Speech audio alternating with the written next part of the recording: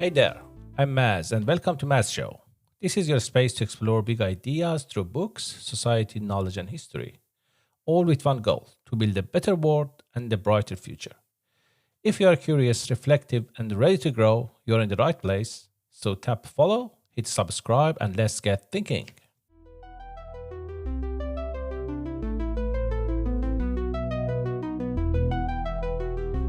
You know that brilliant idea you had last week? The one that could revolutionize your workplace? Well, here's a hard truth. It's worth absolutely nothing unless you can execute it. Today, we're diving into why execution beats ego every time, how to spot when your ego is getting in the way, and the practical steps to become an execution powerhouse. By the end of this episode, you'll understand why doing beats talking and how to actually get things done instead of just planning to get things done. You know, it's fascinating because research shows that 48% of organizations fail to reach even half of their strategic targets. And it's not because they don't have smart people or good ideas. Wait, seriously? Half of all organizations miss half their targets? That's actually kind of shocking. Yeah, and here's what's even more interesting. Only 7% of business leaders believe their organizations are excellent at implementing strategy. The problem isn't coming up with ideas, it's executing them. So what's getting in the way? Why is execution such a struggle? Well, according to Harvard Business School research, one of the biggest barriers is actually our ego. When people are too focused on being right or looking smart, they often fail to do the unglamorous work of actual execution. I can see that. It's probably more fun to be the idea person than the person actually grinding through the details. Exactly. And you know what's interesting? I recently came across this story of a workplace situation that perfectly illustrates this. Oh yeah? There was this executive named Maurice who spent his time at a conference bad-mouthing his boss behind his back, all because his ego couldn't handle not being in charge. Meanwhile, actual work wasn't getting done. Oof, that's pretty rough. And it's more common than you'd think. Studies show that ego-driven decisions frequently disrupt team dynamics and create conflicts that prevent work from getting done. So how do we spot when our ego is getting in the way of execution? There are actually some clear warning signs. One big one is if you find yourself reluctant to ask for help or admit when you don't know something. Oh, that's interesting. So the need to appear like you have all the answers actually makes you less effective? Absolutely. Research shows that teams where people feel comfortable admitting vulnerability and asking for help consistently outperform those where everyone's trying to appear perfect. That's kind of counterintuitive, isn't it? We often think we need to project confidence all the time. Right, and that's where the 70 or 30 rule comes in handy. What's the 70 or 30 rule? It's this really practical approach where you spend 70% of your time listening and only 30% speaking. It helps keep ego in check while maximizing learning and execution. That's actually really helpful. What are some other practical strategies for balancing ego with execution? Well, one key approach is committing to a strategic plan before diving into execution. Harvard Business Review found that in companies with weak execution, 71% of employees feel strategic decisions are constantly second-guessed. So ego can show up as constantly questioning and changing direction instead of just doing the work? Exactly. And that's where the real power of execution over ego becomes clear. It's not about having the perfect plan, it's about committing to a direction and actually moving forward. So what's step one for someone wanting to become more execution-focused? The Ivy Lee method is a great place to start. Each evening, write down the 5 most important things you need to do tomorrow, ranked in order of priority. Just 5 things? Yep, and here's the key. You work on them in order and don't move to the next task until the current one is complete. No multitasking, no getting distracted by new ideas.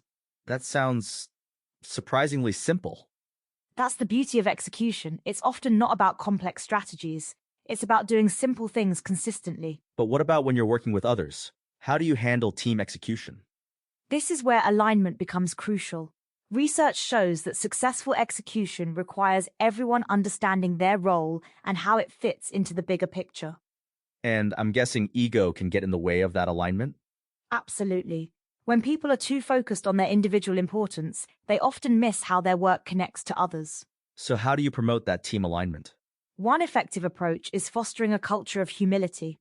This means celebrating team wins over individual achievements and encouraging open dialogue about mistakes and learnings. That makes sense. It's hard to learn and improve if everyone's trying to appear perfect all the time. Right, and this is where execution becomes a real competitive advantage. Companies that can create this kind of culture consistently outperform those that can't. Do you have any specific examples of that?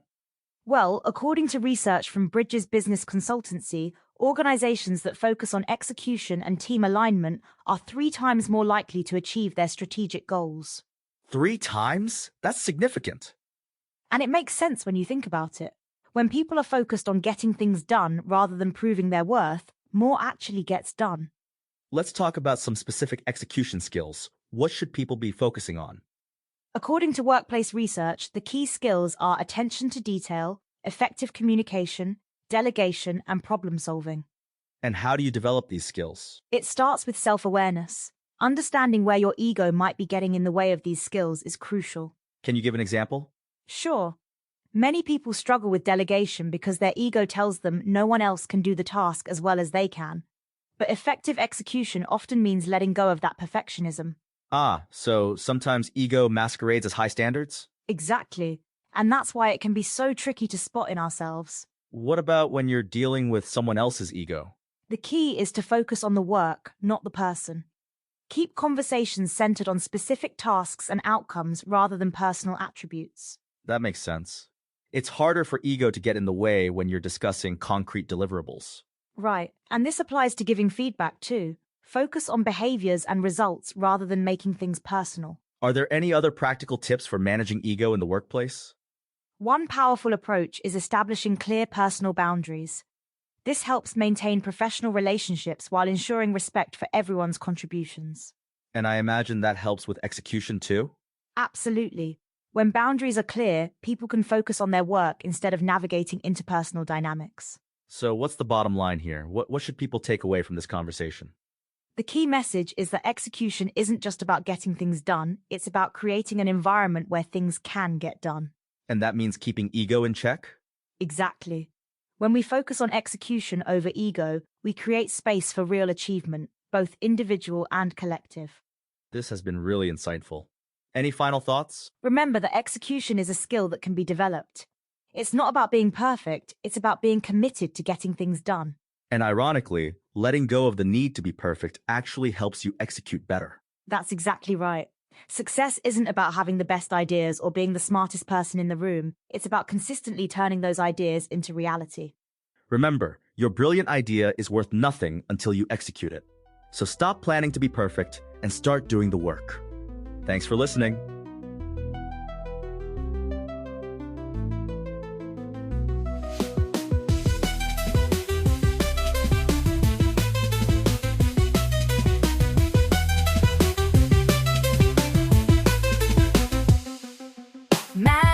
Let's go, open up your mind and grow.